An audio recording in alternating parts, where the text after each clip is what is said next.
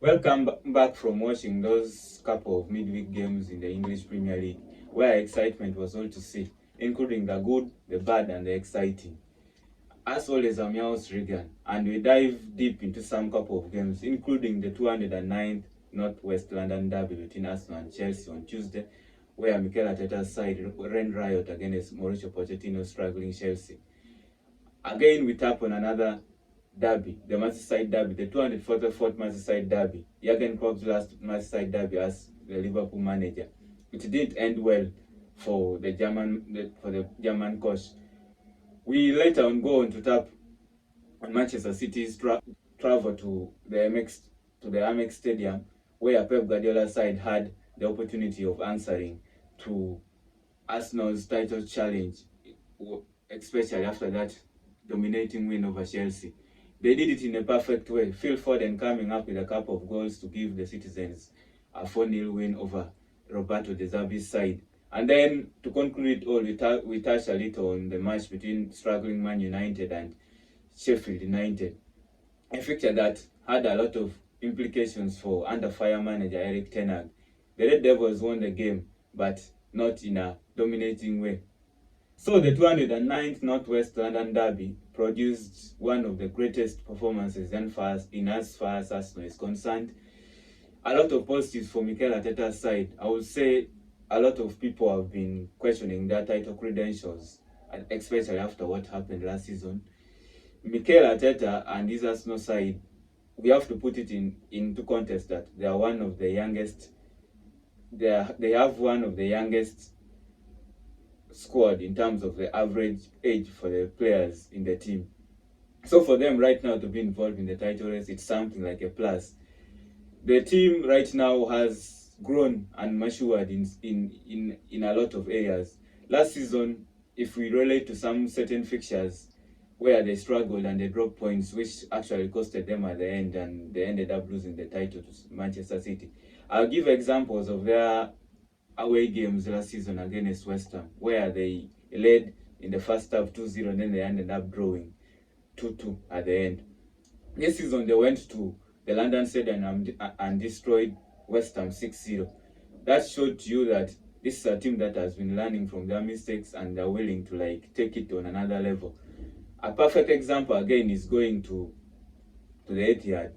Last season, they went and they were walloped by City 4-1. A very dominating display by Pep Guardiola's side. This time around, Mikel Arteta had all to do, and he went tactically prepared for the game.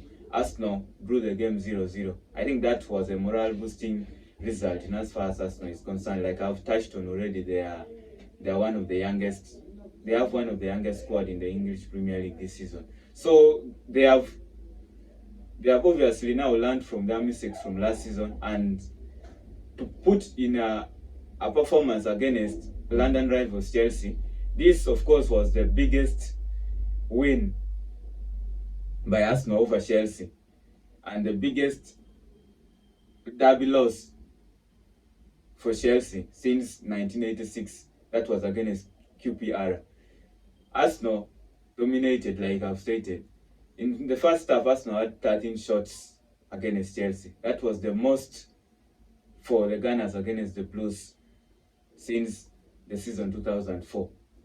The goals are coming for Mikel Arteta's side, but one thing we have to state is the goals are not only coming from maybe their forwards, maybe from their midfielders. Their defenders are also contributing a lot to it too.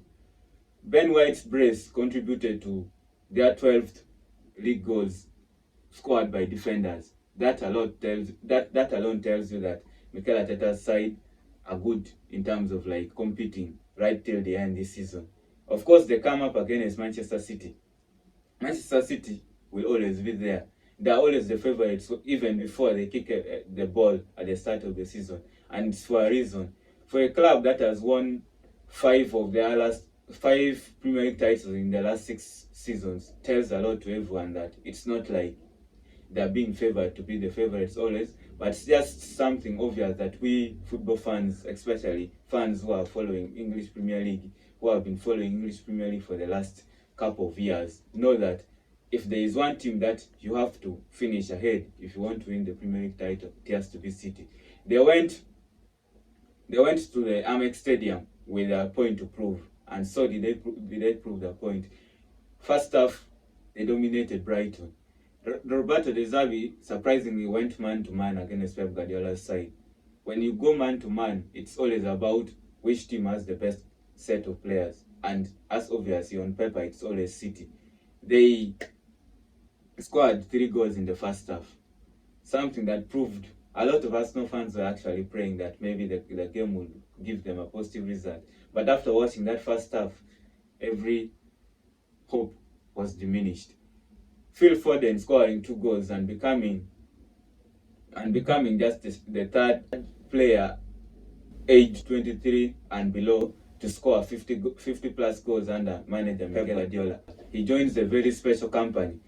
Only Lionel Messi and Erling Haaland have scored 50 plus goals under Pep Guardiola. That's pretty a good record for the English forward. But for City, it's something of like a team mentality. They're being managed by the best and the greatest manager in world football. Pep Guardiola is uncomparable.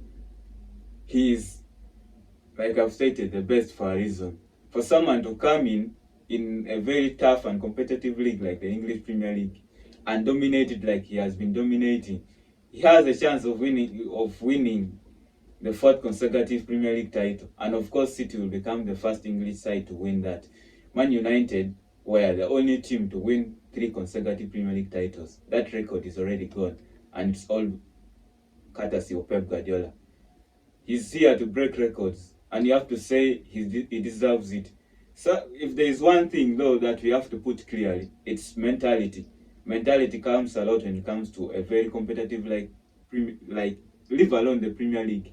Any title race, be it in La Liga, be it in Bundesliga, be it in French League 1, any title race always depends on the way the team handles its mentality in terms of the pressure. There's always that pressure. And it seems like, talking about mentality, it seems like Liverpool is fading away from the title race. A loss in that 244th Merseyside derby against Everton gave out a lot of question marks in terms of their credentials in winning the Premier League title. The players will have loved to give manager Jurgen Klopp a perfect send-off. They already won the Carabao Cup. The season started and developed with the chance of winning a possible quadruple. I remember if compared to 4 months ago, the possibility was that high because the team was playing well and the results were coming. They were scoring a couple of goals, actually a lot of goals. So for them to lose 2 of their last 3 Premier League games, it's something of like a tragic happening. Nobody saw this coming, I have to say. For Everton, it was a plus. This is just their first win over Liverpool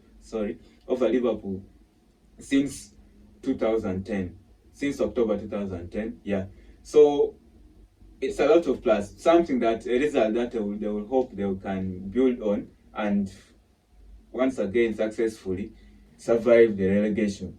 They have been deducted points a couple of times, actually twice, but it seems like they are not phased away by that impact. They are still they actually showed one of their best performances this season, especially in the first half in this game.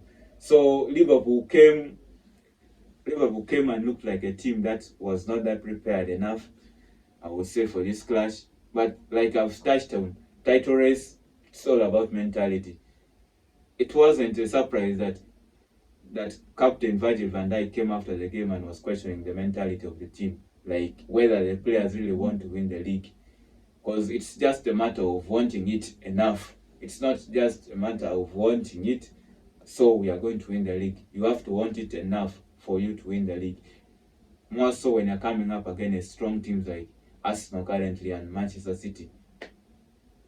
If there is one team that knows a lot about Manchester City and Pep Guardiola, it's Liverpool. They have been going toe to toe for the last couple of years for the Premier League title, so they know. And when you come out in a game, especially in a derby with a negative result like this, they know the impact. So that's it. So when you bind together and you analyze the title race in the English Premier League, all the teams right now apart from City has 6 games remaining.